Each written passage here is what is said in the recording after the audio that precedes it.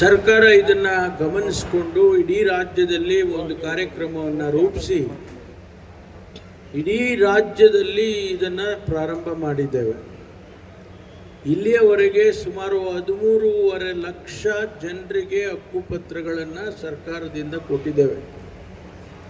ಅವರೆಲ್ಲರಿಗೂ ಈಗ ಒಂದು ರೀತಿಯಲ್ಲಿ ಸಮಾಧಾನ, ಇದು ನನ್ನ ಜಮೀನು, ಇದು ನನ್ನ ಜಾಗ, ನಮ್ಮೂರು, ಇದು ಅಧಿಕೃತವಾದಂಥ ಊರು ಅಂಥೇಳಿ ಭಾಳ ಸಂತೋಷದಿಂದ ಹೇಳುವಂಥದ್ದನ್ನು ನಾವು ಈಗಾಗಲೇ ನೋಡಿದ್ದೇವೆ. ಅತಿ ದೊಡ್ಡ ಕಾರ್ಯಕ್ರಮಗಳನ್ನು ಮಾಡ್ಕೊಂಡು ಬಂದ್ವಿ. ಹೊಸಪೇಟೆಯಲ್ಲಿ, ವಿಜಯನಗರ ಜಿಲ್ಲೆಯಲ್ಲಿ ಭಾಳ ದೊಡ್ಡ ಕಾರ್ಯಕ್ರಮ, ಸುಮಾರು 3 ಲಕ್ಷ ಜನ ಸೇರಿದರು.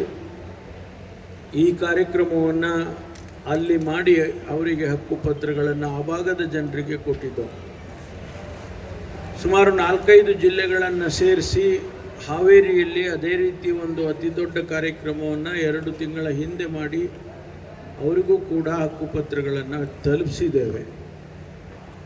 ತುಮಕೂರು ಜಿಲ್ಲೆಯಲ್ಲಿ, ಇಡೀ ರಾಜ್ಯದಲ್ಲಿ ತುಮಕೂರು ಜಿಲ್ಲೆ ಮೊದಲನೆಯ ಸ್ಥಾನದಲ್ಲಿ ಇದೆ. 1,52,492 1,52,492 ಜನರಿಗೆ ನಾವು ಹಕ್ಕುಪತ್ರವನ್ನು ಕೊಡೋದಕ್ಕೆ ಕಳೆದ ಹೆಚ್ಚು ಕಡಿಮೆ 10 ತಿಂಗಳಿಂದ ಪ್ರಯತ್ನವನ್ನು ಜಿಲ್ಲಾಧಿಕಾರಿಗಳು, ಉಪವಿಭಾಗಾಧಿಕಾರಿಗಳು, ತಹಶೀಲ್ದಾರ್ಗಳು ಎಲ್ಲರೂ ಕೂಡ ಮಾಡಿದ್ದಾರೆ.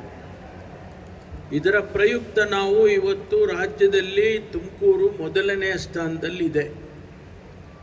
ಇನ್ನೂ ಆಶ್ಚರ್ಯ ಆಗಬೇಕು ಅಂತೇಳಿದರೆ, ಒಂದು ಜಿಲ್ಲೆಯಲ್ಲಿ ಇಷ್ಟೊಂದು ಹಕ್ಕುಪತ್ರಗಳನ್ನು ಕೊಡ್ತಾ ಇರ್ತಕ್ಕಂಥದ್ದು ಗಿನ್ನಿಸ್ ವರ್ಲ್ಡ್ ಬುಕ್ ಆಫ್ ರೆಕಾರ್ಡ್ಸ್ನಲ್ಲಿ ಇವತ್ತು ರೆಕಾರ್ಡ್ ಆಗಿದೆ.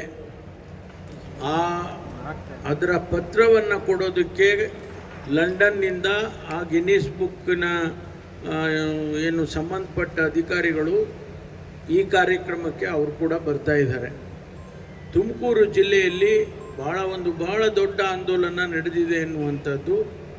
ಅದಕ್ಕಾಗಿ ನಾವು ತುಮಕೂರು ಜಿಲ್ಲೆಯಲ್ಲಿ ನಾವು ಕಾರ್ಯಕ್ರಮ ಮಾಡ್ತೇವೆ ಅಂಥೇಳಿ ನಾವು ಸರ್ಕಾರಕ್ಕೆ ಮನವಿ ಮಾಡಿದ್ದೋ.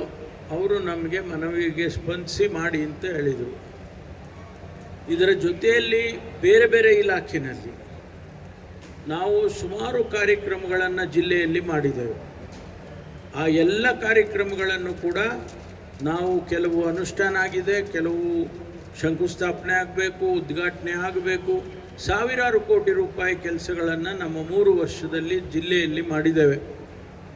ಮತ್ತು ರಾಜ್ಯದಲ್ಲಿ ಕೂಡ ನಾವು ಈ 3 ವರ್ಷದಲ್ಲಿ ಅನೇಕ ಸಾಧನೆಗಳನ್ನು ಮಾಡಿ ನಾವೇನು ಮಾತು ಕೊಟ್ಟಿದ್ದೋ ಜನರಿಗೆ, ಪ್ರಣಾಳಿಕೆಯ ಮೂಲಕ ನಾವು ಮಾತು ಕೊಟ್ಟಿದ್ದೋ, ಇಂತಿಂಥ ಕಾರ್ಯಕ್ರಮ ನಾವು ಮಾಡ್ತೇವೆ. ಆ ಕಾರ್ಯಕ್ರಮವನ್ನು ನಾವು ಎಷ್ಟರ ಮಟ್ಟಿಗೆ ಮಾಡಿದ್ದೇವೆ ಅನ್ನೋದನ್ನು ನುಡಿದಂತೆ ನಡೆದಿದ್ದೇವೆ ಅಂತ ಜನರಿಗೆ ಹೇಳಬೇಕು. ಈ ಕಾರ್ಯಕ್ರಮದಲ್ಲಿ ಆ ಕೆಲಸ ಕೂಡ ಆಗುತ್ತೆ.